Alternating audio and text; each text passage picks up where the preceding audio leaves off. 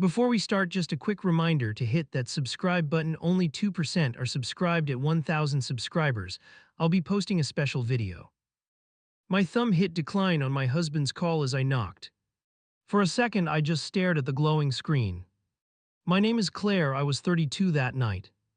I already knew exactly whose marriage I was gambling with. The door opened before I could change my mind again. Mason leaned on the frame, easy smile like this was nothing. Heat rolled out from his place, carrying that heavy steak smell. I hated how my body reacted before my brain caught up. "You made it," he stepped back and swept an arm inside. I crossed the threshold like I was only visiting a friend. My pulse said otherwise, loud and jumpy in my ears. Behind me, the door clicked shut, way louder than it should. "Drink," he moved toward the kitchen without waiting for an answer. I followed, pretending my hands weren't shaking by my sides. On the counter, 2 plates waited, meat already resting on them. He had planned for 2, and I had walked right in. My phone buzzed again, harder now that I felt exposed here. I glanced down and saw my husband's name flash across. "Hey, how late will you be? Everything okay?" I locked the screen and shoved the phone deep into my bag. "You all right?" Mason watched me, one eyebrow pushed up. "Yeah, a long day." I forced my voice to sound bored steady. He nodded once, turned back, and cut into one steak. The sound of the knife dragging through it made my mouth water. He slid a plate in front of me and took the seat opposite. "Eat before it gets cold." His knee brushed mine under the table. I should have pulled away, I knew that even then. Instead, I let it stay, like that touch was harmless background noise. First bite hit my tongue and any last bit of sense slipped. It was rich and salty, and everything my diet usually avoided. "Better than those sad salads you post," he joked, watching my face. I laughed too loud because he was right and I hated that. My phone vibrated again, now like it was accusing me. I checked it under the table, screen lighting my hand. "Babe, I'm ordering in. Do you want something later?" My throat tightened so hard the next bite almost stuck there. I typed fast, fingers clumsy over the tiny keyboard. "Stuck at a late meeting, don't wait up, love you." I added a heart, like decoration could soften the blow. When I hit send, my chest actually hurt for a second. "Work stuff." Mason watched the phone disappear back into my bag. "Yeah, they keep pushing deadlines." I stared at the steak instead. He let that lie sit there between us and did not push. That silence felt worse than questions because it left room for more. He shifted his chair closer, plate still in his hand. "Relax, Claire, you're wound tight." His voice dropped low, almost gentle. His shoulder brushed mine now, his arm warm along my arm. My body leaned in before my brain finished the word mistake.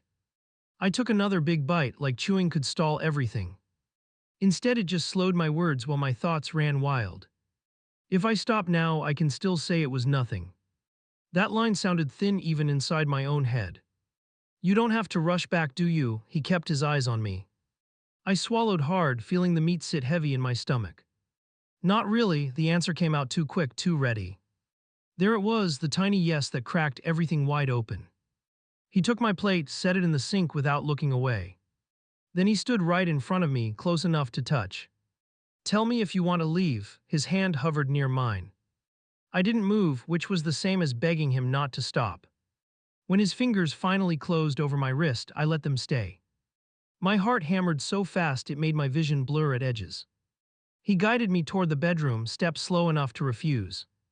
Every step I did not refuse became its own small betrayal. Clothes came off in clumsy motions, more urgency than grace anywhere. I remember skin, weight, breath, the sharp edge of my own nerves. I remember thinking this is happening, like I wasn't the one steering.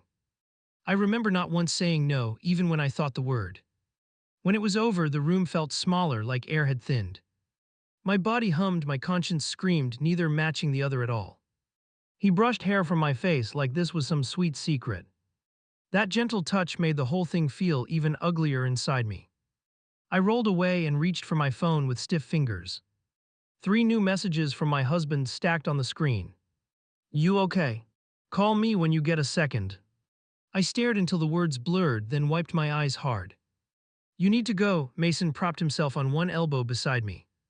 "Yeah, a big day tomorrow." I forced a light tone that felt fake. He nodded and lay back, already comfortable in our disaster. The casual way he did that made my stomach twist again. I dressed fast, pulling fabric over skin that still felt wrong. In the hallway, I checked the mirror and hated my own eyes. I didn't look different, no scar, no mark, nothing outside. Inside, though, something had shifted off its track and stayed there. At the door, he leaned in for another kiss, slow and sure. For a moment, I almost let it happen, chasing the high again. Instead, I turned so his mouth landed on my cheek. "We'll talk," I muttered, which was its own silent promise. The door closed behind me, leaving me alone with the quiet. Outside air hit me hard, cooler than inside, almost shocking. My legs felt weak as I walked toward my car in the dark. Every step away from his place somehow dragged me deeper into this mess. The front door stuck for a second when I pushed it open. For a heartbeat, I thought maybe that was a sign to leave. Then it gave way and the familiar hallway pulled me back inside. My stomach lurched because this was the place I just betrayed. "Hey, you finally made it," Jake's voice came from the living room. He leaned over the arm of the couch and grinned at me. I dropped my bag by the wall a little too quickly. My fingers still felt his absence on my skin while Jake watched. "How bad was it tonight?" He muted the TV and sat forward. That question hit harder than any accusation would have. I kicked off my shoes slowly to buy a few seconds. Every second I stalled made the lie feel heavier in my throat. Long one, I kept my eyes on the floor as I spoke. Client freak out, last minute changes, the usual mess. The words came out smooth because I had practiced excuses. Inside I heard myself and wanted to flinch at how easy it sounded. He frowned and rubbed the back of his neck in that old way.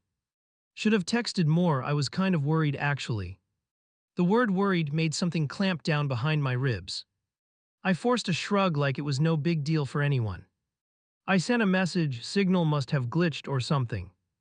I walked past him toward the kitchen so he would not see my face.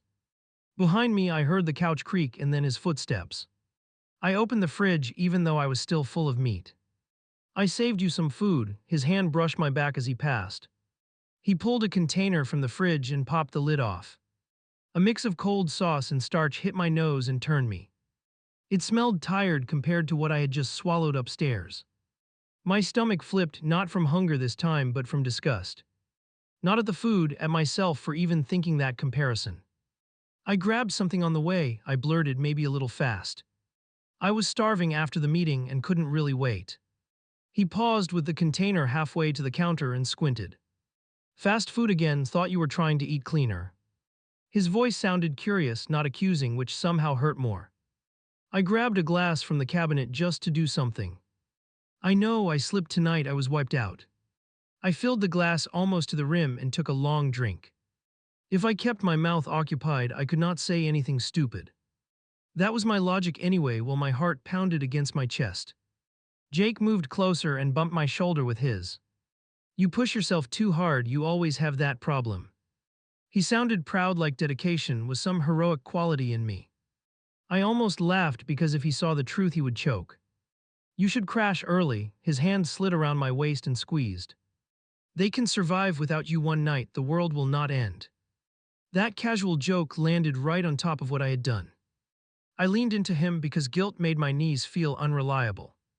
He kissed my temple, warm and familiar and completely safe. I had never felt more dangerous in my own kitchen. For a second, I thought about confessing right there between breaths. The confession stayed locked behind my teeth where the meat had been. He pulled back first and studied my face with a slight frown. "You look kind of out of it, did something happen?" That question almost cracked me because something had definitely happened. I shook my head and tucked hair behind my ear to hide the shake. "Just fried, brain feels like static, nothing serious." I walked toward the bedroom before my expression betrayed me. Every step down the hall felt like walking deeper into a lie. I could feel his eyes on my back, trying to read my mood. In the bedroom, I stripped down piece by piece in a daze. The mirror caught my reflection and I nearly looked away. Same body, same face, nothing screamed adulterer from the outside. Knowing that made it worse because it proved how easy this was. Jake came in while I was pulling on an old sleep shirt. He stopped in the doorway and leaned there with his arms folded. "Want a back rub? You look like you got steamrolled tonight." The offer sounded sweet, almost childish, completely undeserved. "Maybe later, I might just pass out if you start." I climbed into bed and pulled the blanket up to my chin. It felt like I was hiding under it, not getting comfortable. He turned off the light and the room dropped into quiet tension. The mattress dipped W.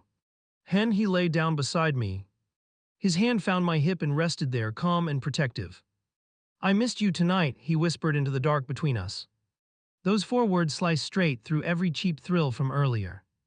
I lay stiff for a moment, then forced my muscles to soften. If I stayed rigid, he would sense something and push harder. I missed you too, I answered and hated how true that felt. I had missed him even while I was with someone else's body. He shifted closer until his chest pressed against my back. The familiar weight should have soothed me, it usually did. Instead, my mind replayed another body pinning me hours ago. The overlap made my skin crawl in a way I could not show. Everything's okay at work though, right? His breath tickled my neck. Nobody giving you crap, nobody crossing a line or anything. That question landed dangerously close to the actual situation. I swallowed hard and chose my next words like stepping through glass. It's just stressful right now, people are intense, deadlines are insane. All of that was technically accurate, which made the lie worse. Truth wrapped around the missing parts slid down easier for him. For me, it scraped on the way down and stayed lodged there. He hummed some little sound that meant he believed me. You're the steady one, you always figure it out somehow. Hearing that label after what I had done almost made me confess. My throat tightened and my eyes stung, but the words stayed trapped. I realized something in that moment that still haunts me. I was more afraid of his face when he knew everything. More afraid of shattering his view of me than of being terrible. So I held onto his good opinion like a shield and a weapon. He drifted toward sleep first, breaths lengthening, grip relaxing slowly. I lay awake and counted each inhale like a sentence. Every soft exhale felt like another second stolen from his trust. By the time his body fully relaxed, I wanted to claw my own skin. I checked my phone under the blanket and saw no new messages. Mason had stayed quiet since I left, which oddly disappointed me. That flash of disappointment made me hate myself in a new way. I turned the screen off fast, like that would erase the thought. Lying there between the man I married and the man I had chosen earlier. That was the exact balance I pretended I could maintain. Home on one side, secret thrill on the other, both within reach. I did not know yet that this kind of balance always breaks. The photo of the steak popped up on my screen at lunch. Perfect slice, juice running, a fork stuck in the middle. Under it, Mason had written just 3 words. Round 2 tonight, interested. My thumb hovered over reply while my pulse hammered. I could have muted the chat, could have deleted everything. Instead, I typed back slower than I wanted to. Where and when, no emoji. I stared at the tiny bubbles while he answered. The whole office buzzed around me and I heard none of it. My brain ran through a list of reasons not to go. My body waited for his time and place like it was dessert. You pick, he wrote, then added one more line. Wherever you feel safe sneaking away. That word safe made me snort under my breath. Nothing about this was safe, which was exactly the hook. I booked a cheap room online with shaking hands. Not our city, one town over, like distance could hide guilt. When the confirmation dinged, my stomach did a nervous little flip. I knew exactly what I had just committed to. Leaving work that afternoon, I lied without even pausing. Have to swing by a supplier, they messed up a shipment. The excuse popped out polished like I had practiced it. The scary part was how no one questioned a thing. Traffic crawled and I used it to rehearse more lies. What I would text home, how late I could push it. Do you know that weird calm before you ruin something? Like your mind goes quiet because the decision is already done. I pulled into the motel lot with my heart in my throat. Mason's car was already there, parked crooked like he rushed. For a second I considered turning around and driving straight home. Instead I grabbed my bag and walked inside with quick steps. He met me halfway down the hallway and grinned wide. Thought you might chicken out, he murmured, fingers brushing my wrist.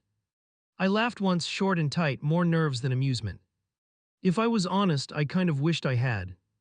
The room door shut behind us with a dull thud.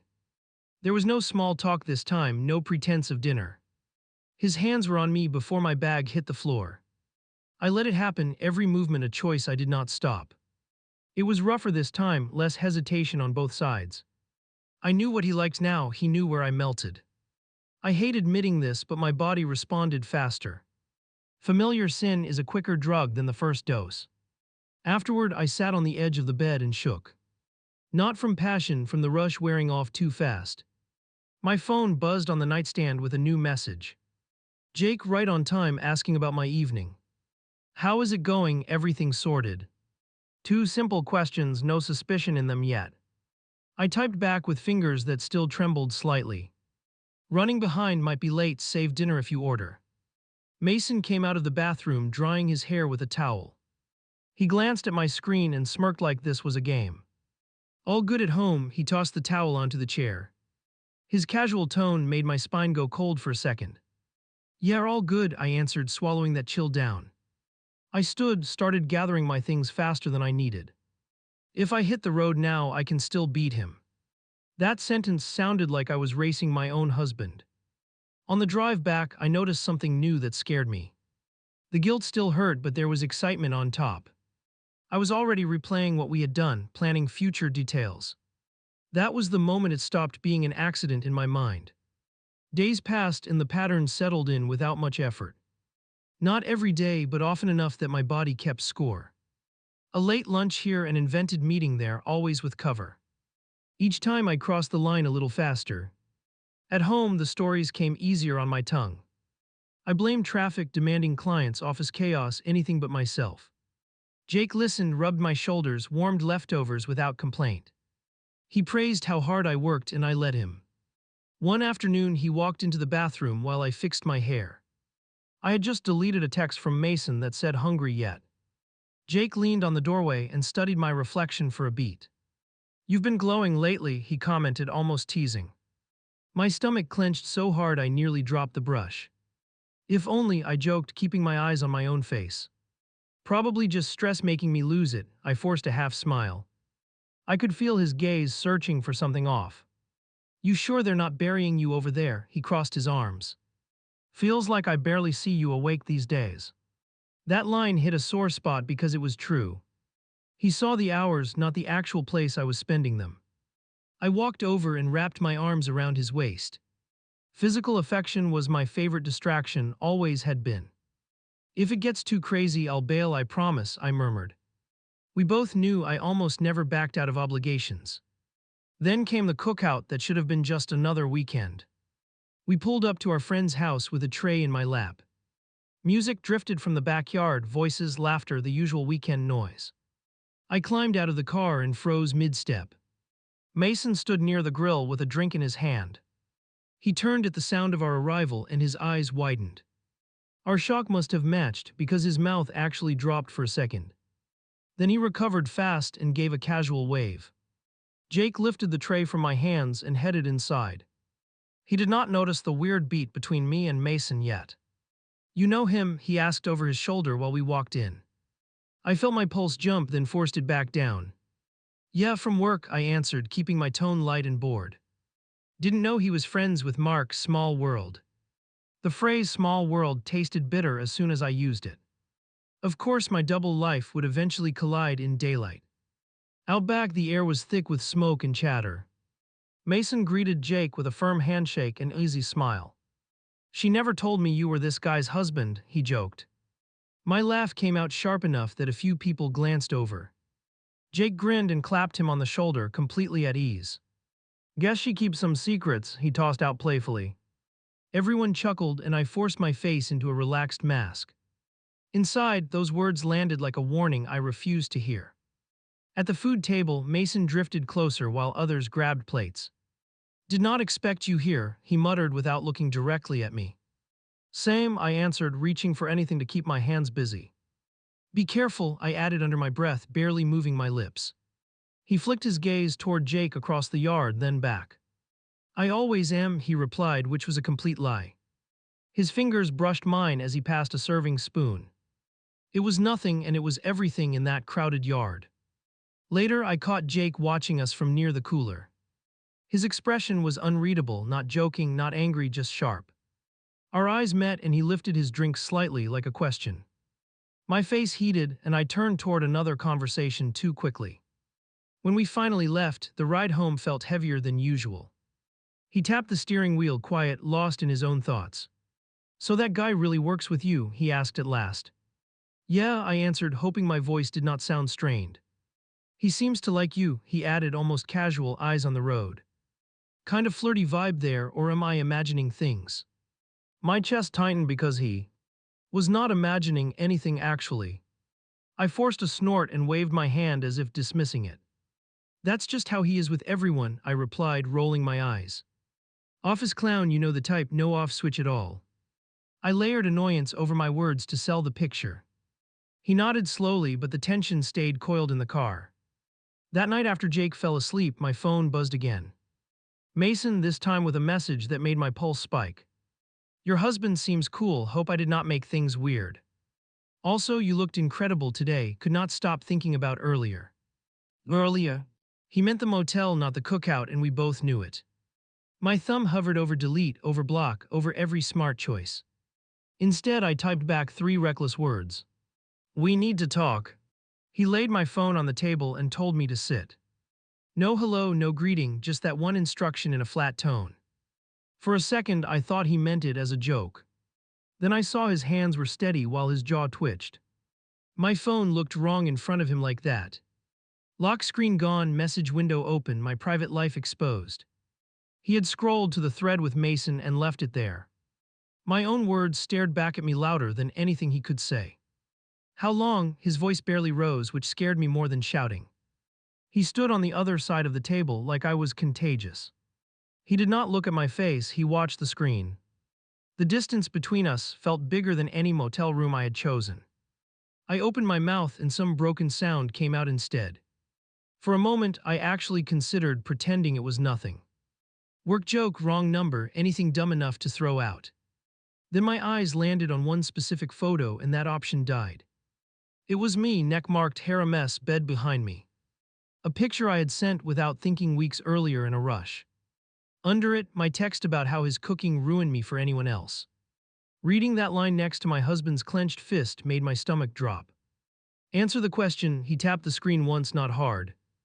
I counted in my head like that could rewind time somehow. First time at his place, second at the motel, more after. The total came up and I almost choked on it. Months, I finally managed, voice thin and cracked. "It started a while ago, before that barbecue, before a lot." Saying it out loud turned vague guilt into a specific number. I watched his shoulders stiffen like I had hit him. He dragged a chair back and sat down slowly across from me. Not next to me, across, like this was an interview. "Who is he really?" he asked, eyes still fixed on the phone. "Because he is not just some harmless coworker who jokes around." "Mason from my team," I muttered, which sounded stupid now. "We worked late a few times, things crossed lines, it escalated." Even as I said escalated, I hated how corporate that sounded. Like I was explaining a problem project and not our entire vows. He finally looked up and his eyes were wet and furious. "So every time you stumbled and late, that was him." His fingers curled against the table like he was holding something back. "Every random dinner you could not fit, that was him too."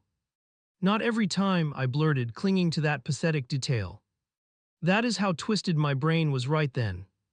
As if fewer incidents made betrayal lighter somehow, like discount sin. He laughed once, short and sharp, no humor in it. "Do you hear yourself?" He shook his head slowly in disbelief. "Do you want a medal because you skipped a few chances?" The way he looked at me made my skin burn hot. I felt small, not in a cute way, in a crushed way. He turned the phone toward me and flipped through more messages. "Read that one," he said, tapping the top of the screen. It was from the day of the cookout, from the motel. "Got you hooked now, nothing else will compare." "Was that after you hugged me in the kitchen for hosting?" His voice cracked on the word hosting and it gutted me. I remembered wrapping my arms around him that afternoon. I had still had that man's taste in my mouth then. I felt something inside me snap and spill out all at once. The lies, the hiding, the stupid thrill, it all blurred together. I messed up so badly, I started rambling. Once I began, I could not stop the words pouring out. I told him about the first night with the dinner invite. About ignoring his call, about letting that touch stay too long. About booking that room the next time and every time after. I did not dress it up, I did not soften anything. He listened, arms folded tight, breathing slow and shallow. Every so often his nostrils flared like he was about to explode. But he let me keep going, which somehow hurt more. Yelling would have given me a safety rail, this did not. Why him, he asked at last when I ran out of new details. Was it the food, the compliments, the secrecy, what was so incredible? He almost spat the word incredible like I. Tea tasted bad. I stared at the table because meeting his eyes felt impossible. It was easy, I whispered and hated myself immediately. He was there, he knew when I was exhausted and angry. He made me feel wanted in a way that felt simple. I left out the part where I also liked the risk. So I did not make you feel wanted, his chair scraped back. He pushed away from the table like he could not stand near me. All those nights I waited up like an idiot, that meant nothing. His hand raked through his hair and he let out a rough breath. It meant something, I protested, which sounded thin even to me. I loved coming home, I trailed off because no excuse fit. There is no clean sentence that starts with I loved and ends with but I cheated. That gap between my words and my actions hung there. You loved coming home after finishing with him first. He paced a short line across the kitchen and back. Did you ever come to me first on those nights? I opened my mouth, then closed it because we both knew. The silence that followed was louder than any accusation. My ears rang, my chest felt tight, my tongue heavy. You cannot have it both ways, he finally muttered, eyes glassy. You wanted the chase and the husband on standby. He picked up my phone again and studied the last message. The one I had sent right before walking in that first night. Stuck at a work thing, love you, save dinner. He read it out loud and his lips curled. You used I love you and a lie in the same breath. He looked at me like he did not recognize the person in front of him. Do you even know what that phrase means anymore? That question cut deeper than if he had called me every name. I do, I insisted, my voice shaking hard now. I am just a coward, I did not want to lose anything. It felt pathetic to admit that, but it was finally true. I wanted my cake, my secret menu, and my clean image. Well, you lost it anyway, he said, almost softly this time. He reached up and slid his wedding band off in one motion. The small circle hit the table with a sound that felt huge. That little clink shoved reality right through my chest. I grabbed for his hand without thinking and he pulled back. Please do not do that, not like this, not tonight. My voice cracked, my body shook, I could hear myself begging. Dignity was not even in the room anymore. His eyes filled again and he blinked hard, fighting it. I cannot look at you and unsee those messages, he murmured. I cannot unknow what you chose while I made dinner alone. Every word landed like a separate hit I knew I deserved. Are you leaving? My throat felt raw, but I forced the question out. I needed to hear it instead of just bracing for it. He stared at the doorway for a long beat before answering. I am leaving tonight, what happens after that I honestly do not know. He walked past me toward the bedroom without glancing sideways. I heard drawers open and close, the rustle of fabric, the rush of movement. I stood in the kitchen, gripping the back of a chair with numb fingers. Part of me still thought he might cool down and stay. He came back with a small bag slung over one shoulder. He paused only long enough to look around the room once. This house feels different now, he muttered almost to himself. Like someone switched it while I was not paying attention. He set his ring in the center of the table, right on a knot. You keep yours, he added, nodding toward my hand without touching it. Not as a promise, as a reminder of what you did. His gaze flicked to my bare finger and then to my face. You are not going to ask what I want, I whispered. It came out small, almost childish, but I meant it. I wanted him to give me a script, punishment, anything clear. Instead, he gave me the one thing I had not planned for. It does not matter what you want right now. He opened the door and a cool draft swept down the hallway. You already chose what you wanted, over and over again. With that, he stepped out and pulled the door shut behind him. The sound of that latch sliding caught in my chest. I stood there staring at the empty space he had just walked through. My phone still glowed on the table next to his ring. The last unread banner was from Mason asking when he could see me again. I picked up my phone and opened Mason's message with shaking hands. For a second, I actually thought about answering like nothing changed. Then I hit block, delete thread, delete photos, delete every trace. The empty screen felt worse than the evidence had felt. My first instinct was to call Jake and beg him back. I even pulled up his contact and stared at his name. My thumb hovered over the call button long enough to cramp. In the end, I set the phone down and cried into my arms. The next few days blurred into a kind of mechanical survival. I woke up when at work, came home to a quiet house. Every normal task felt heavier, like gravity H. Ad doubled on me. I kept expecting his keys in the lock and they never came. At work, people looked at me the same and that was disturbing. My world had blown apart and they were discussing deadlines and snacks. During one meeting, my mind drifted back to the ring on the table. I snapped back only when someone asked my opinion twice. Mason tried again through email since his number bounced off my phone. First polite, then annoyed, then weirdly sentimental in a short burst. I read them each once and felt the familiar tug start. Then I dragged them all into trash before I could think. He must have felt the doors closing because he escalated fast. One evening there was a knock while I was half asleep on the couch. When I checked the peephole and saw him, my chest went tight. For a moment I almost opened the door just from habit. I cracked it only an inch and kept the chain hooked. He stood there with that confident tilt like nothing was truly wrong. "Come on, we need to talk about your husband freaking out." His tone sounded more inconvenienced than sorry. "We are done," I told him, knuckles white on the door edge. "I blew up my entire life, this thing is not worth more." He smirked like I was being dramatic about cheating and fallout. That smile finally pushed disgust ahead of any leftover craving. "You will calm down," he shrugged, stepping a little closer to the gap.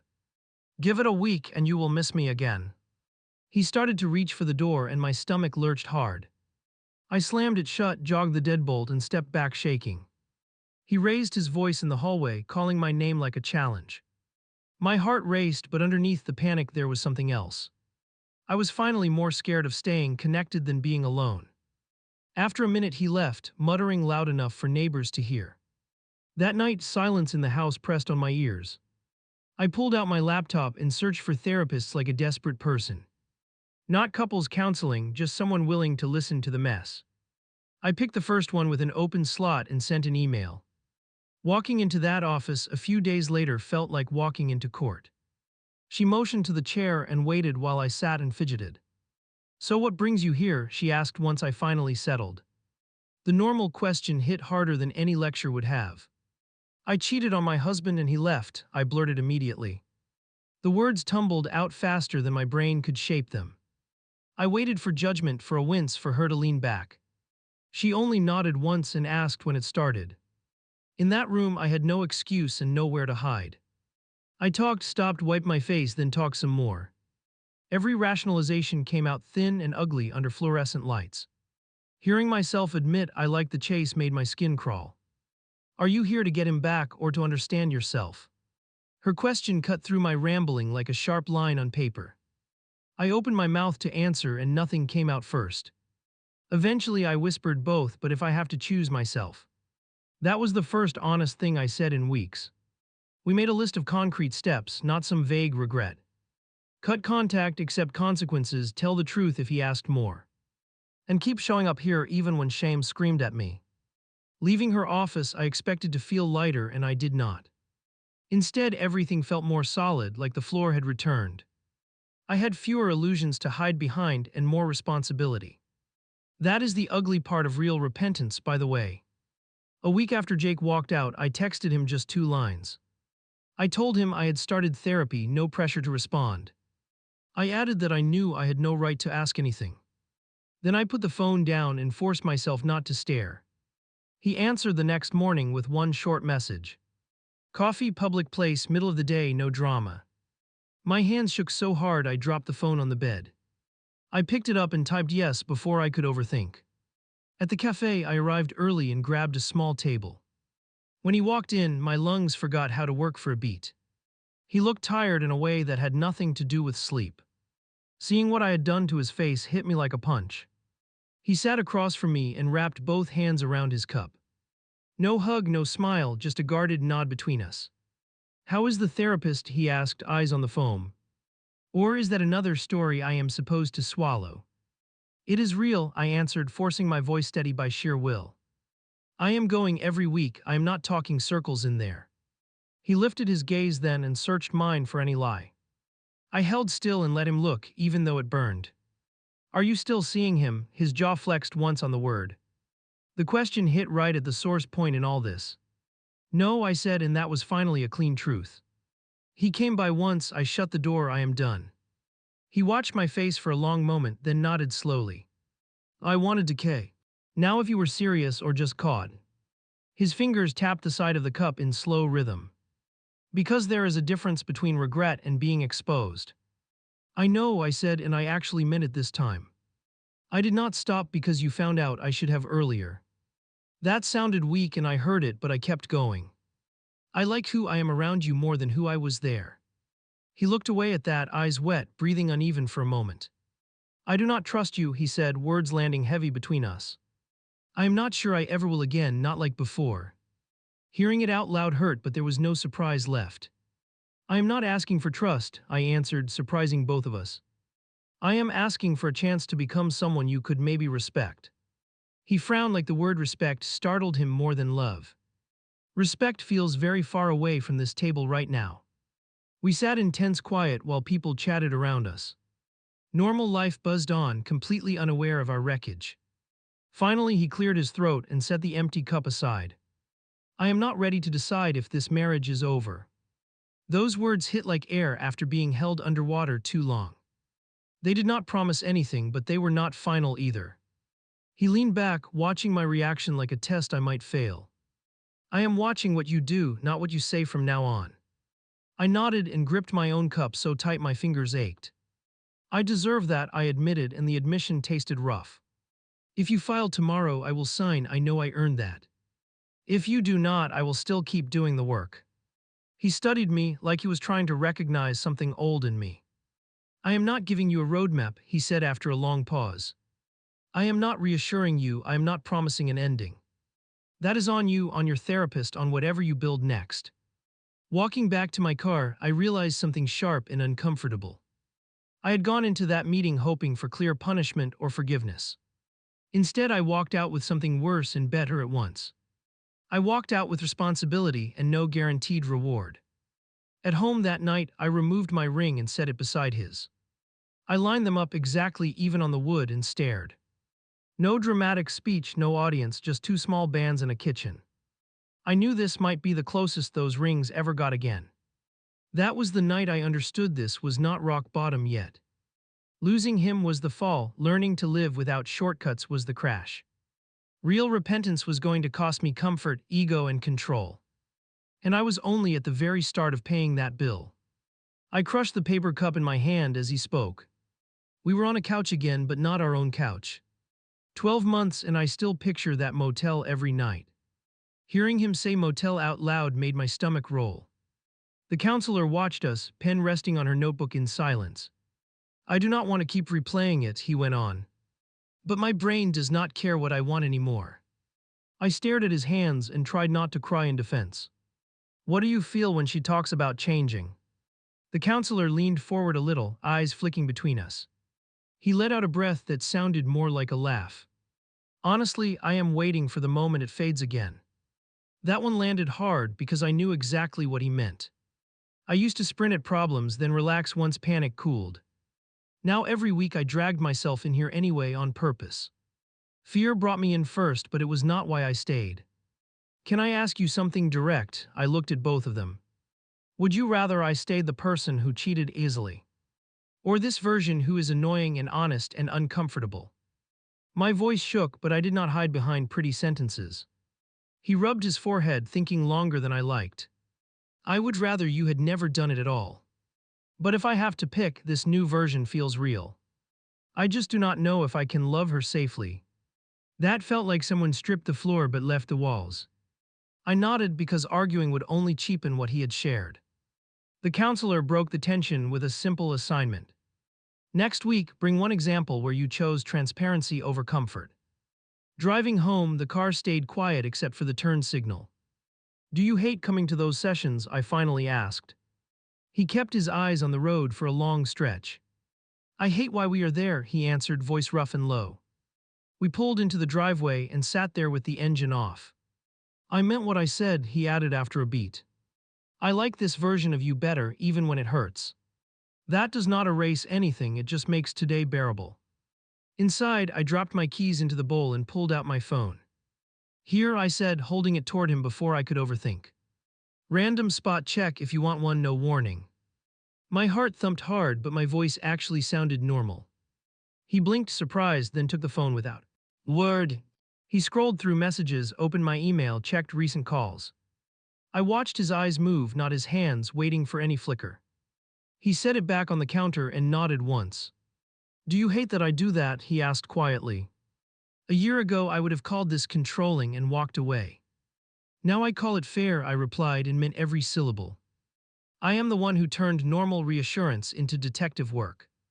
He leaned against the counter and studied my face. Does it ever feel tempting still? He asked, voice measured. You know what I mean, he added when I hesitated. He meant the rush, the escape, the stupid secret high. It hits sometimes, I admitted, throat tight but words steady. Usually when I am tired or when we are distant again. That is when I text a friend or stay late with my therapist. Not perfect, but I choose boring safety over a fun disaster. He flinched a little at the word fun, and I noticed. Because that is the part people do not like hearing. If cheating felt awful in the moment, no one would repeat it. The problem is, it feels amazing until everything crashes at once. We settled into a strange rhythm after that session.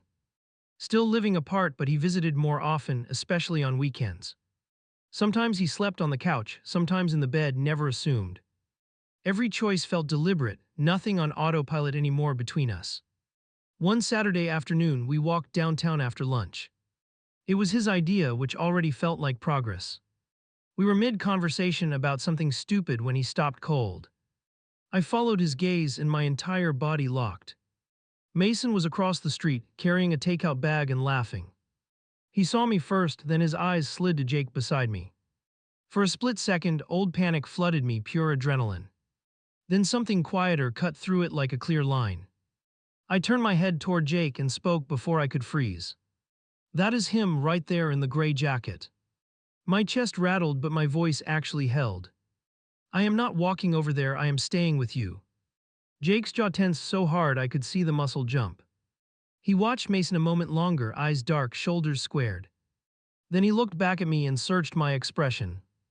Do you want to go the other way? He asked. Yes, I answered without pretending to be brave. I do not trust myself around my past, even if I would not act. Also, he does not get another second of my attention. Saying it out loud felt like slamming a door in daylight. We crossed to the next block instead of passing near him. I could feel Mason's stare burning between my shoulder blades. Jake reached for my hand, then hesitated in mid-air. He let it drop, but his pace matched mine exactly. Later that night, we sat on my back step with drinks. The air smelled faintly of someone grilling nearby down the street. That scent used to pull me straight back to temptation memories. Now it just made my stomach twist like a burned memory. Today was the first time I did not want his food, I said. The sentence sounded weird, but he knew what I meant. For so long, I confused appetite with affection and danger with passion. Now it just tastes like everything I almost lost.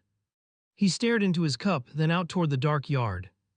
I noticed you told me before I asked, he murmured. Old you would have pretended not to see him at all. Knew you looked terrified and still pointed him out. I let that sit between us, my cheeks hot, heartbeat loud. New me is really tired of lying, I answered after a while. It is exhausting remembering which version of reality I told who.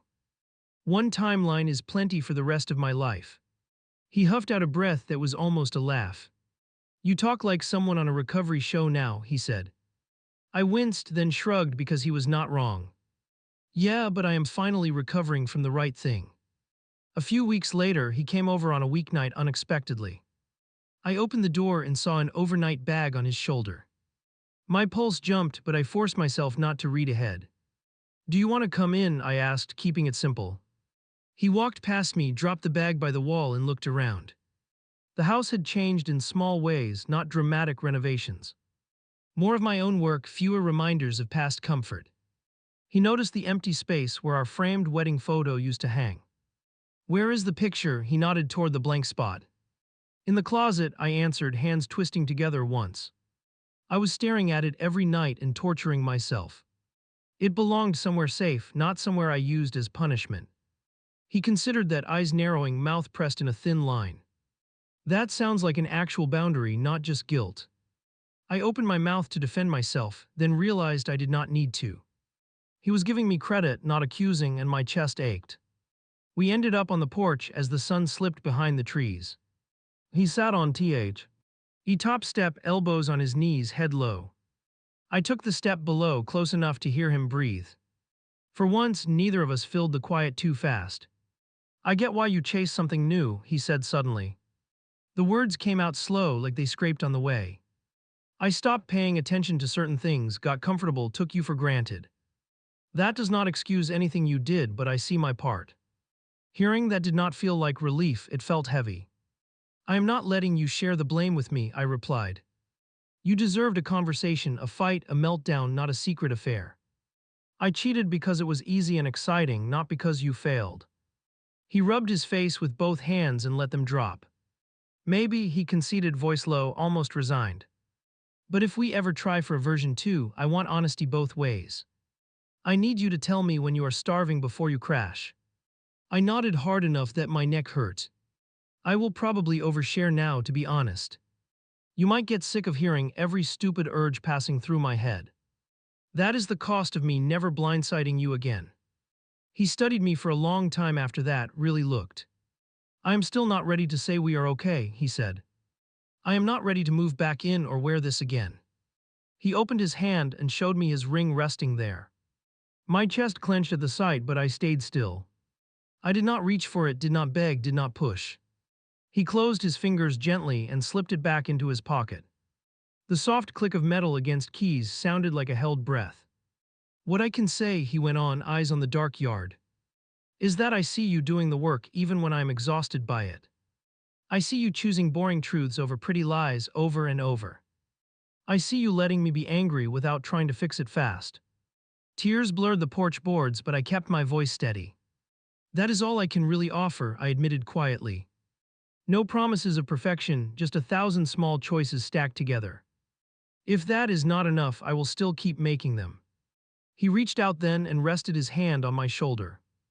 Not a hug, not a grand gesture, just solid, warm contact. We will see where this goes, he said, each word careful. For now, I am willing to sit here and watch you try. So we sat there, two people who had wrecked and been wrecked. Not fixed, not broken beyond repair, just painfully in between. I watched the last light fade and did not ask for more. For the first time, accepting that uncertainty felt like real repentance.